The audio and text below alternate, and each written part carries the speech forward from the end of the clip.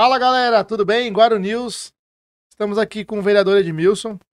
Edmilson, eu quero agradecer a sua presença. Na última vez que você esteve conosco, nós tivemos um problema técnico de conexão da internet e retornou hoje, graças a Deus, e a disponibilidade de agenda. Agradecer a assessoria também. E é uma honra ter você no nosso programa. Obrigado mais uma vez pelo convite. É sempre bom a gente poder conversar, dialogar sobre os problemas da cidade, sobre a questão política, sobre o funcionamento da Câmara. É sempre bom a gente poder conversar e eu que agradeço o convite.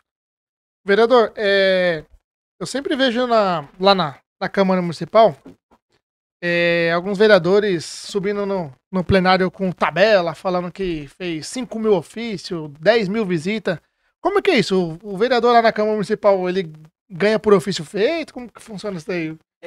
Na verdade, é uma jogada de marketing para lacrar nas redes sociais. Esse vereador do PL é um vereador, eu sou professor de profissão também, além de ser advogado, é aquele aluno que ele capricha na capa do trabalho. Então ele faz a melhor capa do trabalho, mas dentro não tem nada, é vazio.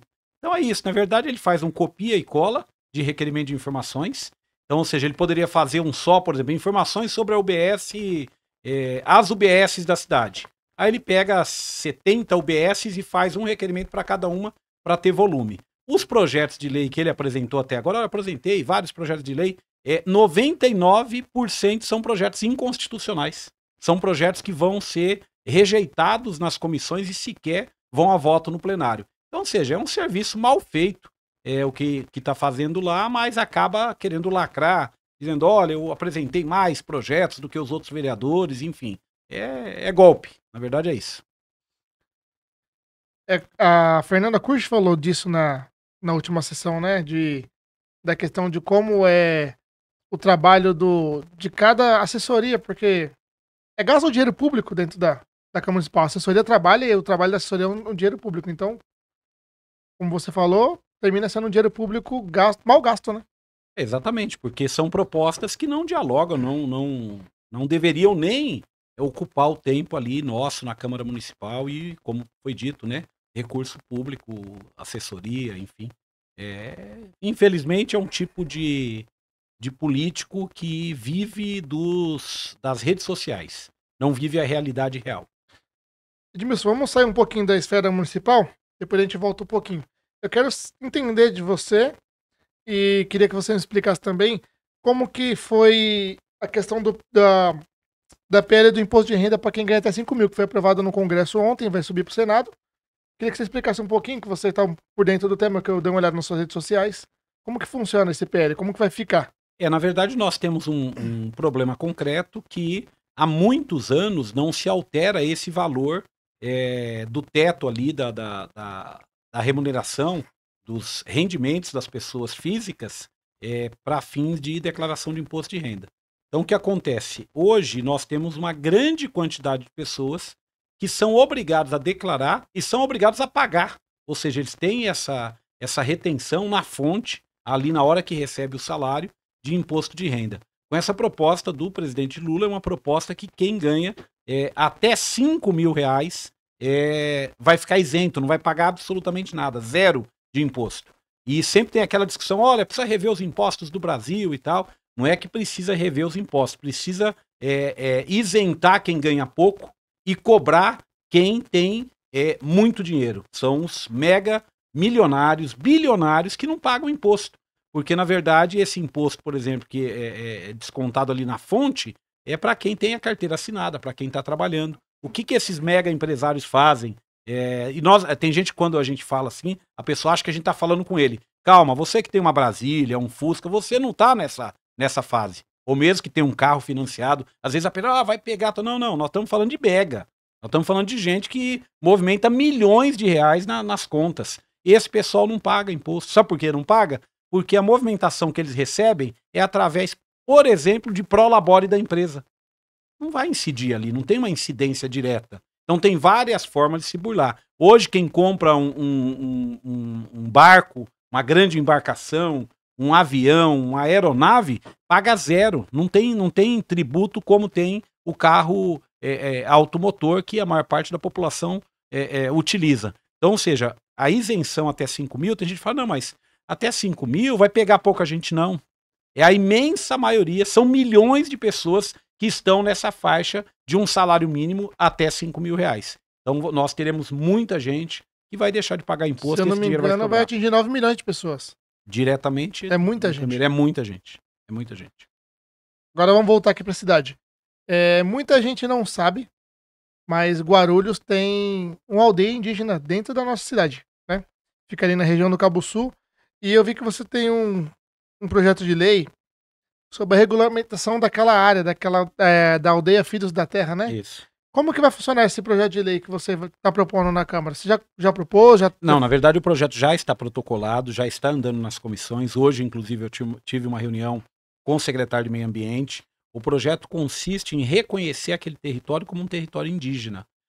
Tem muita gente que tem preconceito e acaba, mas tem índio em Guarulhos? Nós temos ali uma aldeia multiétnica. O que é isso? São mais de 10 etnias diferentes que estão naquele lugar. Temos Pancararé, Pancararu, temos Pataxó, temos Vassu, enfim, é uma aldeia multiétnica onde você respeita a tradição e a cultura de cada um. Eles estão no espaço de preservação, então, ou seja, quem melhor para preservar aquela área do que aqueles que entendem que quando desmatam, quando derrubam uma árvore, quando contaminam uma mina, uma nascente de água, quem vai pagar o próprio preço é eles. Então, hoje nós temos uma área que eles estão cuidando e estão zelando e preservando. Aliás, foi matéria essa semana que passou, num programa da Globo, falando sobre essa questão da preservação que é feita ali através dessa aldeia multiétnica.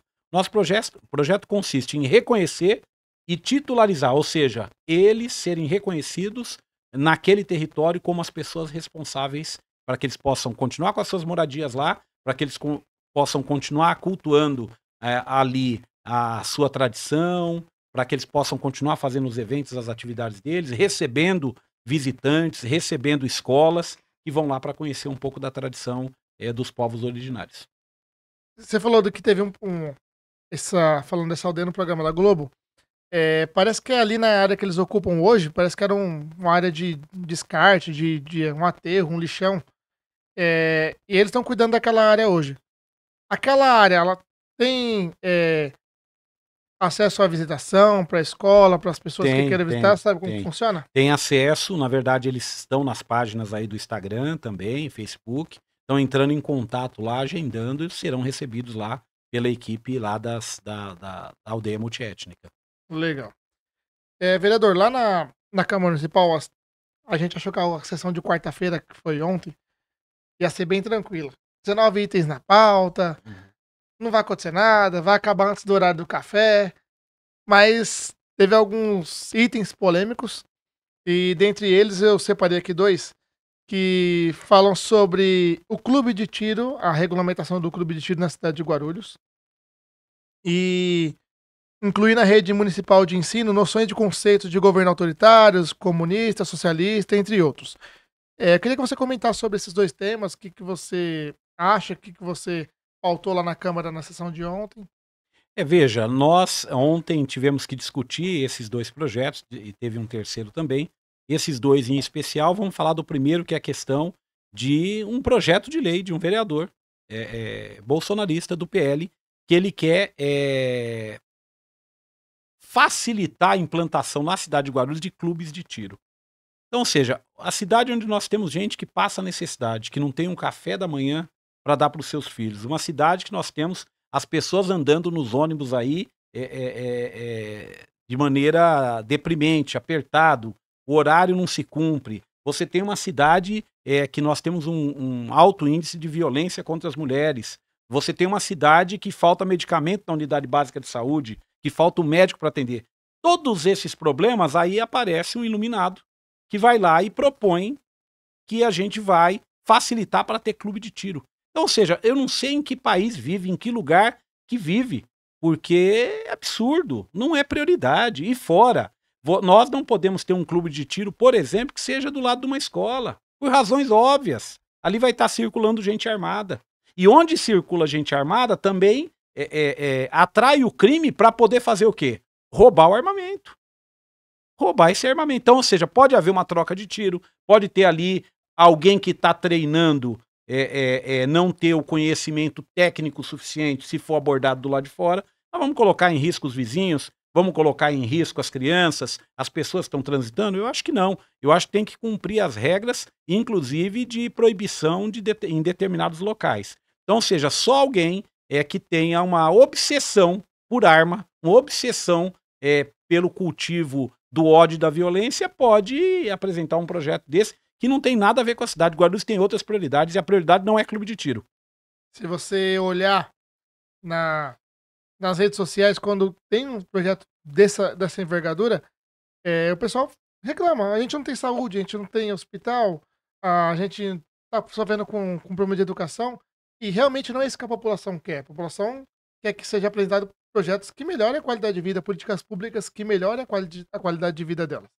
Que é o caso na verdade, que não é o caso desse projeto de lei que apresentaram ontem também para fazer criança de 4 anos aprender sobre socialismo, sobre comunismo, sobre fascismo, governos autoritários, que foi um projeto que vocês discutiram bastante ontem também. É que, na verdade, é o seguinte, o vereador que apresentou o projeto, eu pedi para que ele fosse na tribuna e me falasse qual que é o conceito que ele tem de fascismo, de nazismo, de socialismo, de comunismo, que ele acha que é tudo uma coisa só e não é.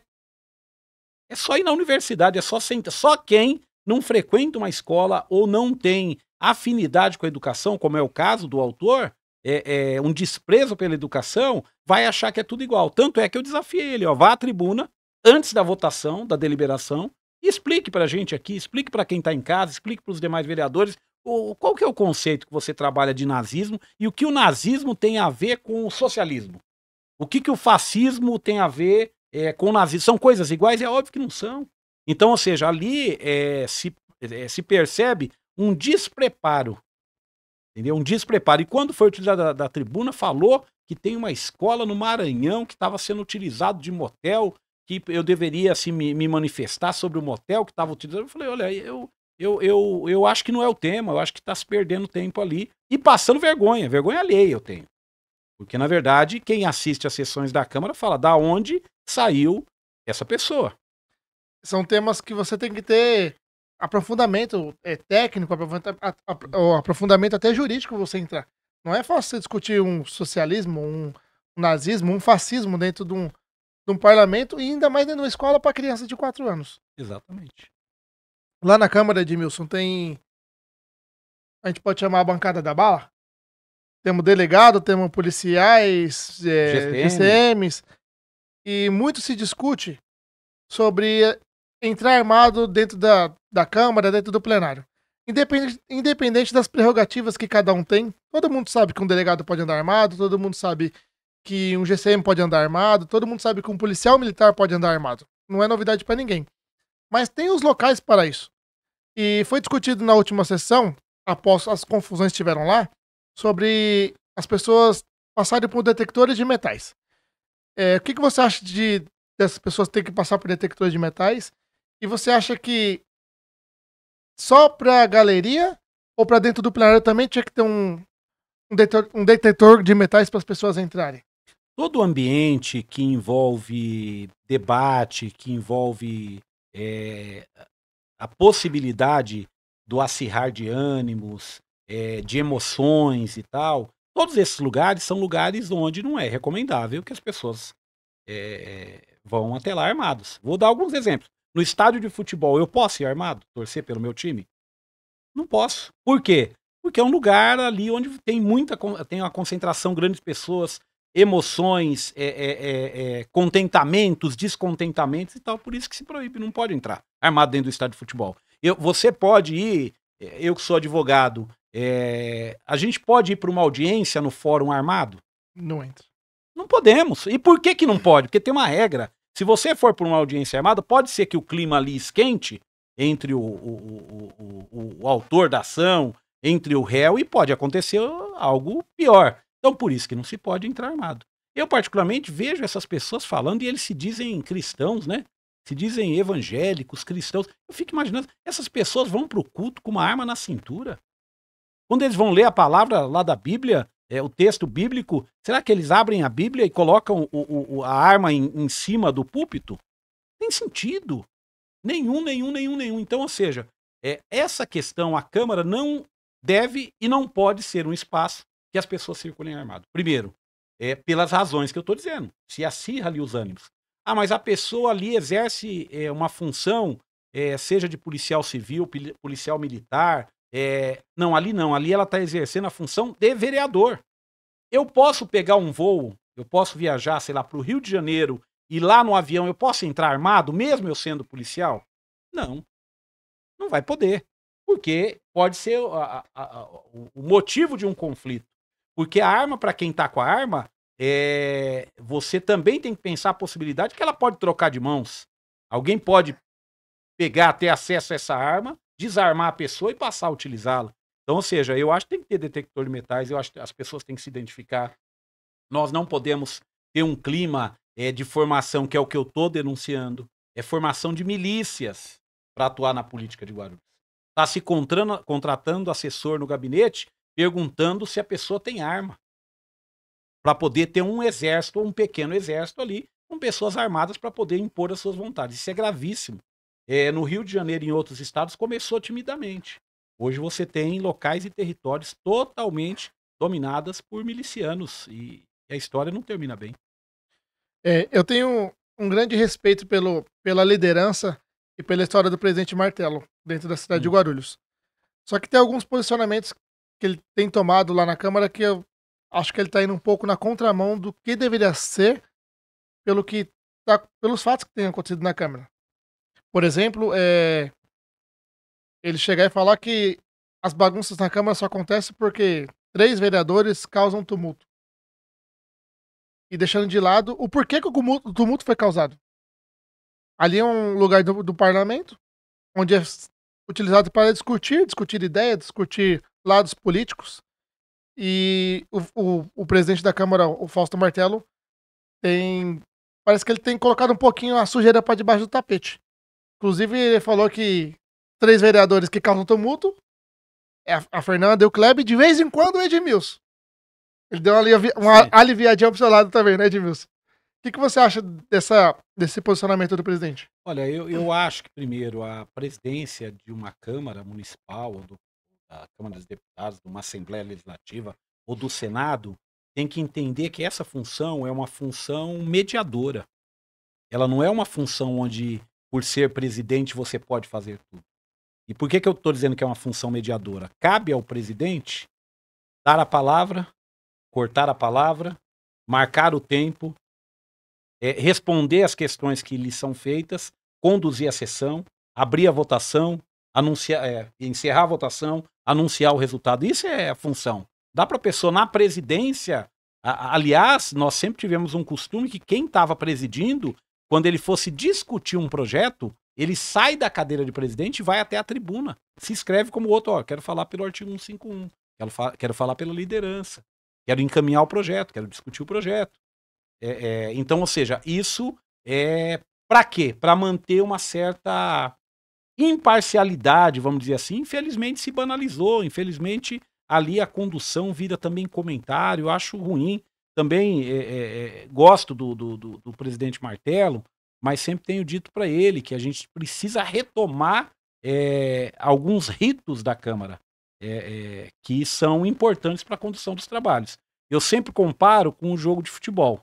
O juiz do jogo de futebol, ele não pode, quando ele marca um pênalti, ficar comentando sobre o batedor. Então você imagina a situação que o Corinthians passou aí, com a cavadinha que não deu certo. Então agora você imagina se o juiz que tá apitando o jogo diz, esse aí já perde sempre o pênalti. Não cabe a ele. O que ele tem que fazer? Apitar, marcar, pôr a bola no lugar certo, ver se o goleiro tá devidamente posicionado embaixo da trave e dá o autorizo para o pênalti ser batido. Ele não pode ficar fazendo comentário ali. Tem uma cena, inclusive, que viralizou, não sei quem que é o jogador, teve um jogador que foi reclamar com o juiz. E tava uma conversa amistosa com o juiz. Aí, antes de terminar a conversa, o juiz tira o cartão amarelo e aplica um cartão amarelo para ele. Ele não entende nada. Porque o juiz está ali, ele não é um amigo, ele não é um conselheiro, ele está ali para poder estabelecer. Então, as coisas que foram faladas para ele foram faladas por uma pessoa que tem nas suas prerrogativas, aplicar cartões, para coibir questões disciplinares. Então, ou seja, a presidência da Câmara é a mesma coisa, não pode ser um negócio. Eu tenho que ter uma liturgia do cargo, eu tenho que ter a liturgia de. Eu gosto de debater, mas eu não gosto de debater num lugar onde não tem regra. Quando eu falo, as pessoas têm que ouvir. O básico, é isso. Não dá para você ficar falando e alguém gritando na sua orelha, como tem acontecido, infelizmente. Lá na Câmara, eu vejo, tô sempre na Câmara de segunda e quarta, eu vejo que tem, principalmente quando a pauta tá cheia, que tem muito acordo de liderança pra pauta andar. Só que tem projeto que precisa ser discutido. Claro. E que os líderes ficam bravos quando o projeto é discutido. Ali é uma casa, um parlamento, é o lugar de falar. Claro. Então, os vereadores que vão subir na tribuna pedem até desculpa aí, o acordo de liderança e tal. Então, eu acho que é meio constrangedor uma casa, um parlamento, um lugar de falar, você ter que pedir desculpa por ter que falar. Acho que fica complicado. Vamos falar um pouquinho sobre... na última sessão também, foi deliberado um projeto que prevê uma grande mudança na comissão de ética da Câmara. Teve algumas denúncias agora nesse primeiro semestre aí, que parece que o presidente falou assim, não chegou para mim. Toda a sessão foi batido. Tem denúncia na comissão de ética, tem denúncia na comissão de ética, ele falou, não chegou para mim. Parece que chegou agora, que extrapolou. Teve uma reunião de líderes aí, que resolveram propor algumas mudanças. Você participou dessa reunião para ajudar a propor essas mudanças e você pode pontuar alguns tópicos pra gente, o que vai ser alterado nessa comissão de ética? Eu sou o autor da proposta original dessas mudanças, a pedido dos colegas, e depois eu ofertei uma proposta inicial, que ela também teve sugestões dos demais colegas vereadores, e depois voltou e a gente fez uma espécie de uma relatoria para receber as outras propostas que chegaram. Então, primeiro, o regimento da Câmara, ele é de 2009. É um regimento muito antigo, que está desatualizado, você precisa ir atualizando ele, né? Segundo, nós não estamos fazendo um remendo, nós estamos propondo derrubar e revogar todo o capítulo que trata de infração ética e de infração ao decoro parlamentar, todo. Hoje nós temos do artigo 1º desse capítulo ao artigo 18º, são 18 artigos, em seus incisos, seus parágrafos, que tratam disso. Nós estamos propondo retirar todos eles e com uma nova proposta totalmente diferente do que tinha, com 33 artigos. E por que isso? Porque, na verdade, nós precisamos ter um critério mais claro. Como é que entra a denúncia? Como é que ela é recepcionada? Existe exame de admissibilidade ou não para a denúncia? Quem é o responsável por esse exame de admissibilidade? O próprio coletivo, são 7 vereadores da comissão de ética, 6, todos os 7 são, hoje, na regra atual, são escolhidos pelas 4 maiores bancadas e as vagas remanescentes distribuídas entre os outros. Não cabe mais isso, já está pacificado em várias decisões judiciais. Você tem que garantir ao máximo o esforço, se esforçar ao máximo para garantir a proporcionalidade. Então, o que nós estamos propondo? Estamos propondo o seguinte, são 6 vereadores eleitos pela proporcionalidade partidária. Então, as lideranças partidárias vão indicar.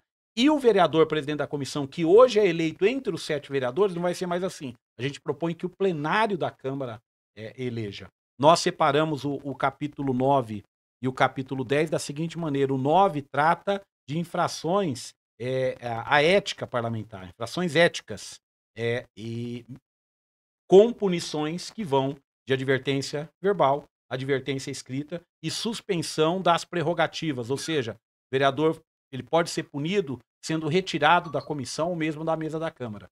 É menos gravoso. E no artigo 10, que é mais gravoso, que prevê cassação do mandato e suspensão de até 90 dias. Ou suspensão de até 90 dias. Prevemos ali a reincidência, prevemos o prazo, prevemos quanto tempo fica, quem é que faz, como é nomeado o relator nesses casos, para poder dar uma resposta mais rápida para a sociedade quando a gente encontrar situações que são situações que não devam ocorrer num parlamento. O presidente Martelo chegou a participar dessa discussão, dessa nova. É comissão de ética, né? Ele chegou a participar dessa. Não, porque na verdade a proposta foi elaborado, no regimento atual tem algo que chama-se colégio de líderes. São os líderes dos partidos. O Republicanos, a liderança recai sobre o vereador Gilvan. Então, o presidente da Câmara é filiado ao Republicanos, então a representação partidária dele foi feita através do vereador Gilvan. Certo. Porque a ideia não era reunir os 34. A ideia era reunir os líderes para poder chegar mais rápido, tanto é que a gente pediu ali um prazo de 15 dias para poder elaborar, entregamos no prazo, teve as alterações, foi protocolado, já foi deliberado e vai seguir agora para as comissões. Só uma dúvida: o líder do PL é o Josival. Graças a Deus, né?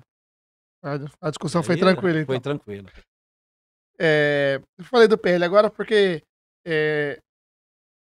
a polarização entre direita e esquerda já vem lá da Dilma Aécio. Daquela eleição ficou mais. Parece que dava choque. E se apertou com o Bolsonaro, Lula. Parece que agora chegou em Guarulhos. Não no âmbito de executivo. Parece que chegou no âmbito do legislativo. Qual que é a sua posição sobre essa polarização? Primeiro, é bom que se diga que a polarização ela sempre aconteceu. Então, vou falar, a esquerda sempre disputou para ocupar os espaços onde estava a direita. E quando a esquerda chega, a direita luta para ocupar os espaços que a esquerda está ocupando. Então, a polarização sempre, porque senão seria um modelo de partido único, não é partido único, né? São vários, opiniões diferentes. Às vezes, dentro de um próprio partido, você tem opiniões diferentes dentro da agremiação. Então, primeiro, essa polarização sempre aconteceu. A novidade se dá na polarização em cima de temas e a maneira como é feito. Passou-se a tratar a polarização num grau de eliminação física. Nós tivemos um homem que foi morto numa festa de aniversário, festa dele, era aniversário dele, na casa dele, ele foi morto porque o tema da festa dele era o tema vermelho, era o tema com bandeira do PT, com imagens do presidente Lula. Essa pessoa foi morta. Foi morta a tiros. Por um agente, por um vizinho, que é agente de segurança pública. Então, você está entendendo? Chegou a uma gravidade que essa polarização, a vereadora Marielle foi assassinada brutalmente, ela e o Anderson, que o acompanhavam, por conta de uma investigação que ela conduzia na Maré, no Rio de Janeiro. Aí tem gente, aí depois, porque assim, se tem algo que é grave, e tem gente da extrema-direita e da direita que diz o seguinte, que a culpa pela morte da Marielle é da própria Marielle. Então se inventou um monte de fake news. Então, ou seja, nós temos deputado, gente ligada ao Tribunal de Contas do Rio de Janeiro, envolvidos na encomenda dessa morte. Então, a polarização sempre aconteceu, mas ela, em anos anteriores, ela tinha uma limitação. Nós tivemos uma eleição, por exemplo, na capital, que terminou em cadeiradas, alguns debates, que teve ali um comportamento de um dos candidatos que não foi lá para discutir proposta, ele foi lá para acusar, em especial, um adversário que estava disputando, para ter uma interferência direta no resultado eleitoral. Foi condenado por essa conduta, está inelegível. Pablo Marçal não pode ser candidato nos próximos 8 anos, por conta dessa conduta irresponsável. Então, ou seja, nós não podemos normalizar. Não, isso é normal, agora está mais. Não pode. Nós não podemos. A democracia é assim. Quem disputou a eleição, quem ganhou, governa. Quem não ganhou, vai para a oposição para se preparar para disputar as próximas. É assim. Tem que se respeitar o resultado das urnas. Eu, por exemplo, o PL ganhou a eleição em Guarulhos. Você nunca vai me ver dizendo que a eleição, se fosse no papel, seria diferente, que teve isso, que não. Eu acho que tem que se respeitar o resultado da urna. O resultado da urna, o povo escolheu votar e eleger um prefeito do PL. Me cabe considerar e respeitar a decisão da população. Essa questão da urna que você falou, eu acho engraçado quando você perde uma eleição ou quando você ganha com a margem muito apertada de votos, a pessoa fala, foi fraude. Só que a pessoa que fala que foi fraude ganhou como deputado durante 30 anos. Então ele passou 30 anos cometendo fraude eleitoral para ganhar a eleição Uhum. como deputado. Sim. Foi eleito presidente da República, foi eleito com fraude. Então, é, é dois pesos e duas medidas, né? Ou você ganha, aceita e trabalha para ganhar a próxima, ou você fica chorando, for chorar, manda áudio que é mais fácil, né? É, porque na verdade o que nós temos hoje? Nós temos os resultados eleitorais, eles precisam ser respeitados. Nós não podemos trazer a irresponsabilidade para ficar colocando em dúvida quando a gente perde. É igual o nosso time de futebol. Então, ou seja, às vezes, nosso time tá jogando mal, tá ruim, não tá treinando direito, o técnico não ajuda, tá tudo ruim. Tá falando Ma de São Paulo, né? não, tô falando do Santos. Não, eu sou São Paulino, mas não tô falando do Santos. Ah, então tá bom. Mas aí o que acontece? Quando o adversário, o juiz marca um pênalti, aí se transporta todo o problema do time pro pênalti. Não, não, mas ó, não foi pênalti e tal, fica aquela briga. Eu, há muito tempo que não vou, mas costumo ir ao estádio. Então na TV é uma coisa, no rádio é uma coisa. Quando você vê lá, às vezes o jogador, ele tá ali caindo, tropeçando, para prestar contas pra torcida. Pra dizer e tal, pô, eu tô me esforçando aqui. Então é muito jogo de cena. A política não pode ser assim. A política tem que ser diferente. Deu o resultado? Vamos respeitar o resultado. É a mesma coisa. Eu sou líder da oposição na Câmara e eu não posso chegar lá xingando os vereadores que votam com o prefeito. Eu não xingo eles, eu debato ideias. Disse, olha, vocês estão votando aí para aumentar o ISS em 50%. Esse é meu debate. Vocês estão errados. Ó, vocês estão votando aí numa proposta que vai piorar a qualidade de atendimento na saúde. Estou dando exemplos aqui. Então, ou seja, é isso que é importante. Agora, o que a gente vê, às vezes, é um debate de baixo nível, de baixa qualidade, né? Você fala que seu trabalho com oposição é debater. É colocar a pulguinha atrás da orelha daquele vereador da base e falar, ó, você pode estar votando errado, Sim, cuidado. porque ele vai ser cobrado. Eu peguei a votação da taxa do lixo. Eu fui o primeiro vereador a ir contra, a ir para as redes sociais denunciar. E sabe o que me falaram? Os vereadores, não, vereador, isso aí vai ser. Já conversamos com o prefeito Guti, a taxa no máximo vai ser R$ 9. Eu falei, bom, primeiro, não é verdade. Vai ser mais que isso. Mas se for R$ 9, tem gente que não tem um pão para pôr na mesa para os filhos de manhã. R$ 9 é muito dinheiro. Entendeu? Talvez não seja para quem é vereador, mas para a população, para uma parte da população, é muito dinheiro. E eu falava, vocês vão ser cobrados na rua. Tem vereador que tem coragem de falar, mas os outros pensam, eu vou votar, mas eu não me responsabilizo pelo meu voto. Exatamente. Vereador, como que você vê as eleições do ano que vem? O que você espera das eleições do ano que vem para executivo e legislativo da esfera estadual e federal? Eu espero que a eleição volte à normalidade, né? Das eleições anteriores, porque a última eleição de 2022, eleições nacionais, foi uma eleição onde nós tivemos uma interferência de agentes públicos impedindo eleitores de irem às urnas em várias regiões do Nordeste. É horrível. Eu espero que a eleição do ano que vem seja uma eleição baseada na discussão política dos rumos do país e tal, do rumo do Estado. Vamos votar para governador, para senador, para deputados, enfim. Então eu espero primeiro, óbvio que vai ser uma eleição polarizada, porque a oposição, obviamente, vai ter os seus candidatos, eu acho que não vai ser um só, será mais de um. E todo um campo aí que vai desde a esquerda àqueles que prezam pela questão da defesa da democracia, apoiando a continuidade e a reeleição do presidente Lula, que é o meu caso. Então, eu espero que seja uma eleição tranquila. É óbvio que, falando da cidade, é muito ruim, nós estamos com uma baixa representação aqui. Guarulhos, com certeza, caberia aí ter 2 deputados estaduais, 2 deputados federais, por baixo, por baixo. E nós estamos com uma representação, um deputado federal, que é o deputado Alencar. Deputado estadual nós temos 2, mas eu não conto os 2 porque não foram eleitos pela cidade.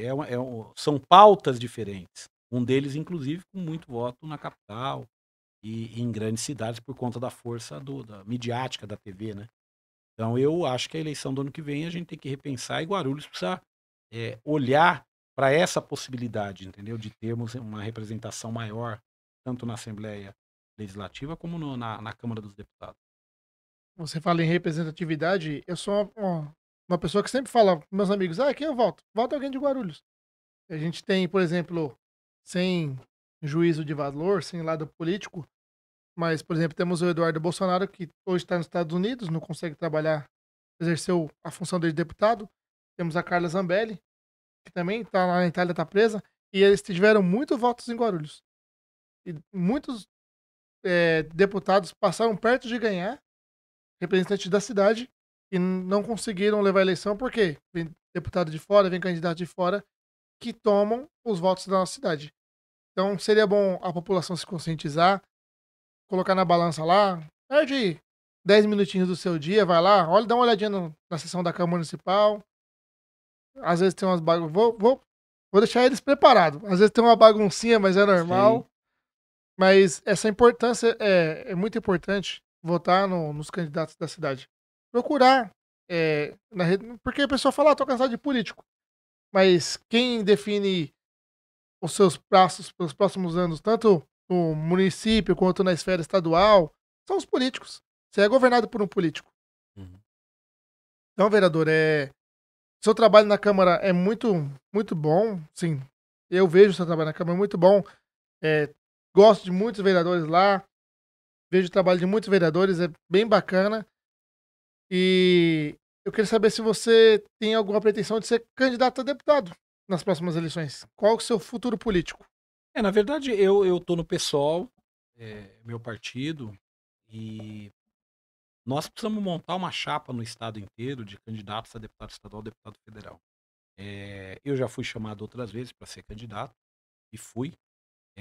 E você de novo, porque você é candidato a deputado estadual ano que vem, porque eu acredito que tem um espaço para eleição de um deputado com o perfil que eu tenho. Não estou entrando aqui no valor, se o perfil.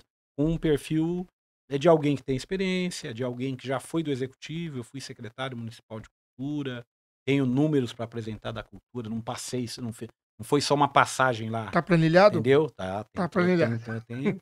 Só ir lá no Adamastor do Centro, vai entrar, vai ver meu nome na placa. Nós temos 12 bibliotecas a entrar, vai ver o meu nome na placa nessas 12 bibliotecas, numa cidade que só tinha 4. Inclusive, quando inaugurou a Adamastor, você era o secretário, É, né? secretário, isso que eu tô dizendo. Você que Entrando fez lá, o você vai ver Adamastor. meu nome na placa. Então, ou seja, a gente tem a experiência do executivo, temos a experiência do legislativo e uma trajetória de comprometimento com a cidade. Então, eu acho que tem um público na cidade, tem um eleitor na cidade que é possível que se interesse em votar num candidato a deputado estadual com esse perfil que a gente tem. Por isso que eu vou ser candidato a deputado estadual. Certo, vereador. A gente tá chegando no final do nosso programa. Quero que você deixe um recado para a população de Guarulhos, um recado para quem está nos assistindo. Gente, queria agradecer a oportunidade de conversar aqui com vocês e dizer que acompanhe os trabalhos da Câmara Municipal. Eu não tenho medo de dizer isso, porque se a população de Guarulhos acompanhasse o trabalho da Câmara, muita gente mudaria o seu voto. Porque vota numa determinada situação, num papel frio, com uma imagem, com um número, ou com uma bela publicidade na rede social, e depois chega lá, o vereador acaba votando contra os interesses da própria população. Então peço que pesquise como é que o vereador que você votou, ele atua na Câmara. Ele vai todo dia, ele debate os problemas da cidade, ele apresentou projetos de lei, ele votou nos projetos do prefeito de olho fechado, ele debateu os projetos do prefeito, que foi bom, votou de maneira satisfatória, o que não foi bom, fez críticas e votou contrariamente. Então é isso que eu peço aí, esse é o meu recado final, e estou sempre à disposição para voltar aqui. É isso aí, eu quero agradecer mais uma vez ao vereador Edmilson, que esteve com a gente. Um minutinho aqui que a assessoria tá me dando um toque aqui. Tem gente falando aqui, vereador, que tem vereador que vota com a mãe. Oi? Tem vereador que vota contra a mãe, tá falando aqui. Olha, na política, infelizmente, é uma terra muito cruel. E de fato existe mesmo. Complicado. Complicado. Se trata a mãe assim, imagina você, eleitor. É isso aí. Quero agradecer vocês que chegaram até aqui, que acompanham o nosso programa, e ao vereador Edmilson, a sua assessoria. Guarulhos, a voz do guarulhense.